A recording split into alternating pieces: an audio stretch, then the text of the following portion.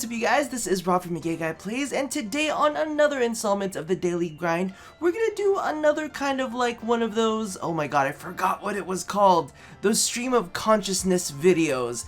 So after the whole Minky's departure yesterday, definitely had feelings on that, but the original video that was gonna get the whole stream of consciousness thing kicked off was I wanted to talk about Bardframe's abilities.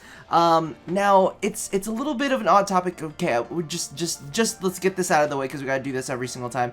Doing a radiating disarm build. We're gonna be leveling up the Castanas for a video that is probably gonna come out before this. So this is like time traveling.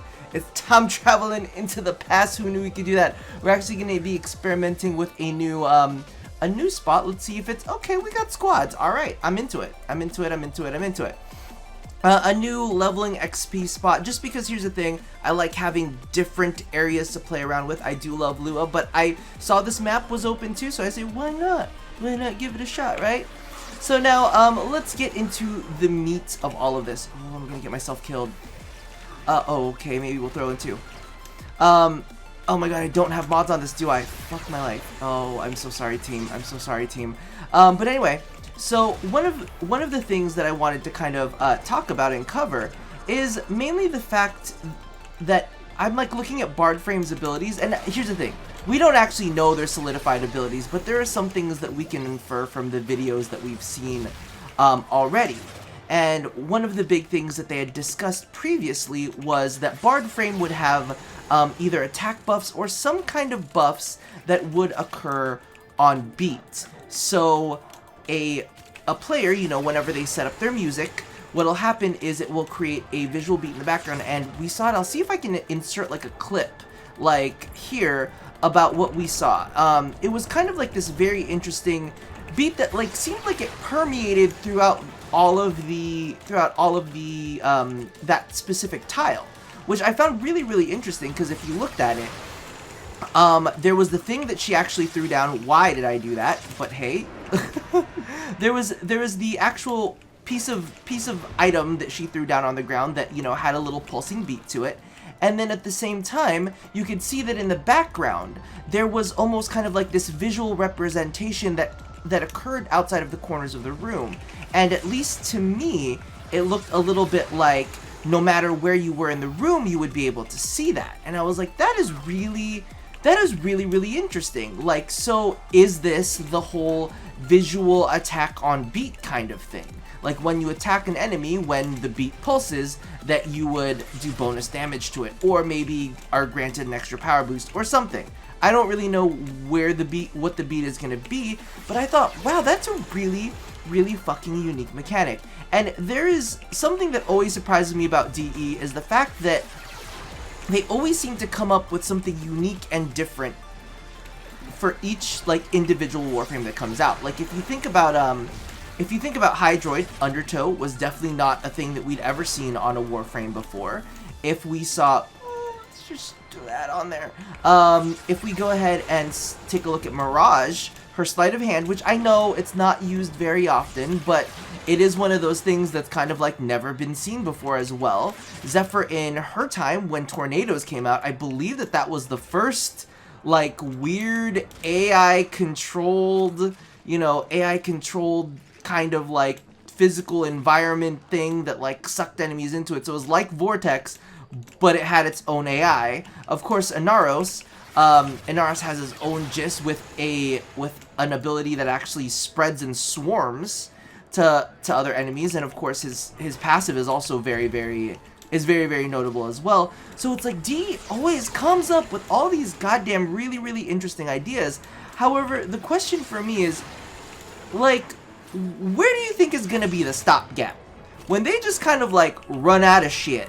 Because there's gotta be a point where there's just, you know, so many variations of the same usable things in game, right? Like, if there's always gonna, because this is kind of where this sprung from. Like, I definitely saw that the Bard had some sort of thing that was pushing up a percentage. Now, if you looked at the footage, you know, it's a percentage buff. So there are very few things that could be.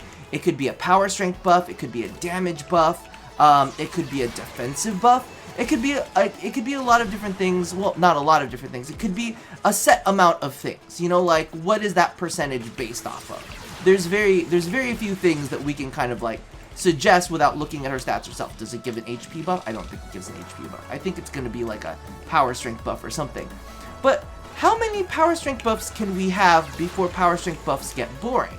Right? You're like, oh, well, basically it's just like, if we look at it, then this is kind of what I was thinking about. If you look at it, Rhino is very similar. Rhino and Ninja are different iterations of each other, but they are very much iterations of each other.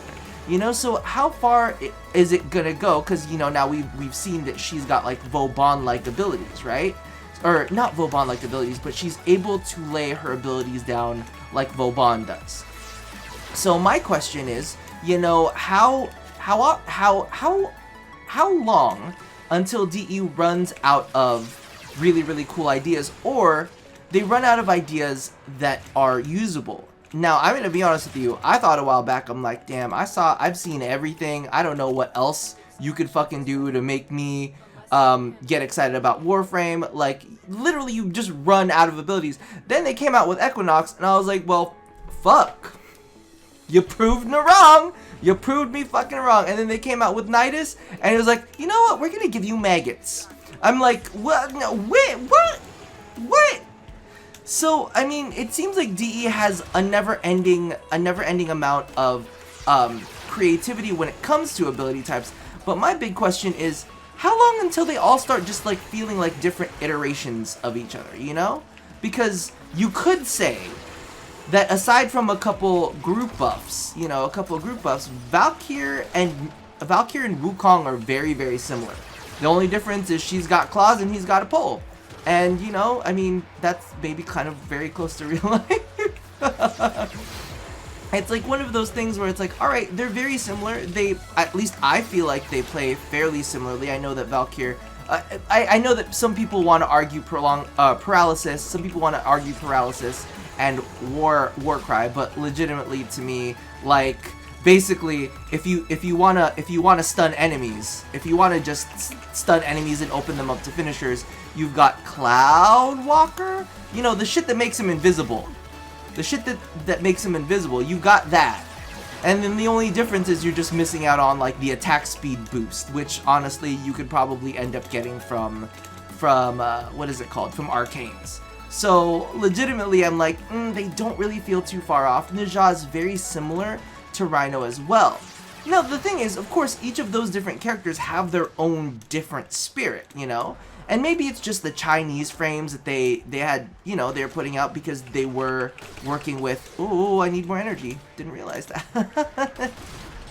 Come on, get the orb. Just give me the orb. No, no, how dare you? There you go, we got it. Yeah, so it's kind of like in my head, how many frames are they gonna be able to put out that feel very unique? Now, I definitely feel like aesthetic is. Did someone really mark salvage? Whoever did that, I love you. It's kind of like one of those things where I think to myself, I'm like, all right, well, how many great ideas do they have left?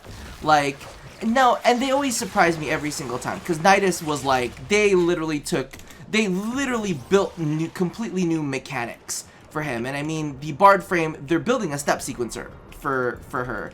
And that is completely new and completely different at the same time. But when will it start? It's either going to go one of two ways. Like, I feel like it's got to go one of two ways. Either it's going to get way too complex, or it's going to become, like, we're going to have so many iterations of the same goddamn thing that it's just going to feel like we're just making the same frames over and over. And who knows, maybe that's what Umbras are gonna be, let's be real. It's like, here's some mastery fodder for you, but it's gonna be basically the same abilities. Maybe they'll tweak them a little bit, I don't know. Ooh, maybe we should have the Umbra talk next time. Maybe we'll have the Umbra talk next time. But legitimately, that's kind of like how I feel, because I think I was watching a Sky Williams video, and he was making light of the fact that, like, Riot's design philosophy is now, oh, okay, when you activate their E, if you do it when the enemy is at 20%, it launches you backwards. But if you do it when they're over 20%, you get this buff over here. And if you do this when in combination with this ability, then you get this. And it's kind of like, you're like, wow, you're right. Then here's the thing, like, I mean, maybe it's a little hyperbolic, let's be real. Some of those arguments were a little bit hyperbolic, but at least in my head, I think to myself, I'm like, well, now we got a step sequencer in game. How long till someone min-maxes that step sequencer and they're like, this is the perfect song to use for all fully automatic weapons. This is the perfect song to use for bows. You know what I mean? And it just kind of turns into this weird thing that's no longer creative, but instead is like min-maxed. And it's like, now we're just playing this weird mashed up music that we do just mainly because of the fact that, you know, it is the best, you know, the best. We're gonna put quotations around that and call it the best, because I don't really know I don't really know how I feel about that. But yeah, it's definitely, at least for me, that kind of feeling where it's like, when is it gonna start getting too complex? Because I mean, if we look at Ninja, one of the things, and here's the thing, I love Ninja, don't get me wrong, I really do like Ninja, and all of the Ninja players, I love you out there. But you know, if someone needs help, maybe throw your chakram occasionally, because we could use the heals. And that's the thing. Ninja, for those who are not aware, basically what ends up happening is, you know, he pops his chakram, and anything that's struck by the chakram. Now the chakram itself only applies status, so it'll have like a fire status effect. However, in order to get the healing from it, you gotta kill the enemy, and your teammates gotta be in range within that enemy. So already, the mechanics are getting a little complex there, and it's kind of like one of those, oh, okay, this is not one of those ease of use, those abilities that you can necessarily, you know, tote ease of use on. But yeah, so that's, you know, that's kind of like one of the things that I was definitely wondering. Now, don't get me wrong, I'm all about experimentation. I'm all about trying new things, new and different things. But ease of use is a big deal in the game, as some people are very passionate about speaking on this topic. Is that a lot of people just don't like Limbo because his ease of use is not supported by the fast-paced gameplay. Now, sometimes I laugh at the fast-paced gameplay argument. We need to change this because of fast-paced gameplay. We need to change. I'm like, listen, the only reason the game is fucking fast-paced because that's how you choose to play it. But hey, you know, you do what makes you happy. If you feel like massacring a crowd, you know, if you feel like massacring a crowd, you do that. You do that in a matter of seconds. There's some people that I like to snipe. Like when I play Avara, I like to perch myself on top of things, and I like to crowd control the shit out of everything before tossing out headshots. That's, you know, fast-paced gameplay is the gameplay is what you make of it. Just because you choose to make it fast-paced doesn't necessarily mean that the game is 100% fast-paced. Now, clearly, you know, I do like fast-paced gameplay to some degree, like, because I don't play Avara all the goddamn time, because I like me a little Loki action where I get the free range to run around and cause a little bit of chaos and disarm enemies when I don't forget. sorry team. But yeah, so that's kind of like my thought process on it. Like, when is it going to become the point where, ooh, I nearly exploded that all over.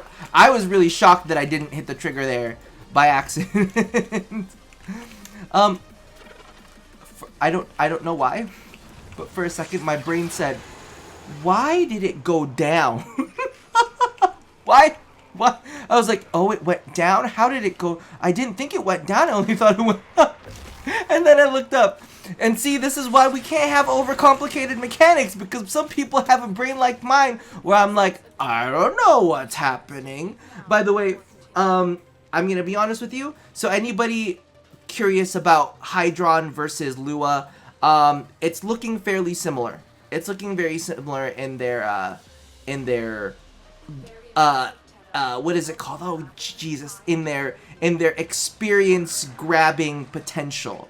One doesn't seem like that much more than the other. I know that the Kastanas probably could have made it up to 22 or 23 instead of 21 because it's got the AoE effect, and I know that the AoE effect takes a little bit away from the weapon's experience. because I don't think it calculates it. I don't know. I've just had experiences that, what is it called? That Syndicate weapons level up just a little bit slower because of the AoEs, but you know, that's what that is. So I want you guys to let me know what you think. Do you think that some, you know, do you think that we're gonna get some crazy, overly complex mechanics? Are there any mechanics that you guys think are already a little bit complex, that are a little bit too complex? Now for all you people who are gonna cry about Saren, she's not made for noobs anymore. She was made for noobs back in the day. Now you gotta think a little bit more with Saren. But personally, I don't necessarily think that's too complex. Not as complex as Limbo's Rift. But if you guys can think of any like mechanics that you feel are a little too complex, let me know. How are you guys feeling about the Bardframe's potential ability for giving buffs for when attacking on beat? I think it's really, really creative. However, it is like, what if you ain't got beat? What if you can't dance? What if you're not good with music? What if you got the music turned off? How is that gonna work? Do you just take the visual cues? Is that all you got? That's all you got? I mean, I guess you could just use the visual cues. Maybe it'll pulse out and then the enemies will light up and you're like, ooh, you're lit up. Bam, I got you. Maybe that'll be cool, you know? I don't know. You guys let me know what you think of the things that are being spoken about Bard abilities. Do you think that Warframe abilities will either just get Warframe sets or Warframe abilities will either just get too repetitive, like, you know, we see some frames that are just a little copy and pasty of each other. Not exactly copy and pasty, but or do you think it's going to go the other way, where we see frames that their abilities are just so unique, so outlandish that you're like, how am I gonna play you? Anyway, that's just food for thought. So you guys, what if we called this food for thought and I was eating? Well, I guess that doesn't work because I have to play Warframe at the same time. What if I tried to juggle food at the same? No, we're gonna stop right there. Anyway, as always, how does it go? Love somebody. Love somebody, hurt nobody, and touch your body. I will see you guys next time, and let me know what you're thinking about this kind of like, this ramble. I want to call it ramble. What is it called? It's the stream of consciousness kind of video, where we just kind of talk about something random that's going on in the Warframe community, something that, you know, kind of stuck out in my head. Let me know if there's any issues you guys want me to speak on. But I think that's pretty much it. So you guys take care of yourselves, and I will see you guys next time. Actually, I'll see you guys, no, I'll see you tomorrow. I was gonna say, I'll see you later today, but technically I'm putting the other video up before this video, so I need to stop. Bye!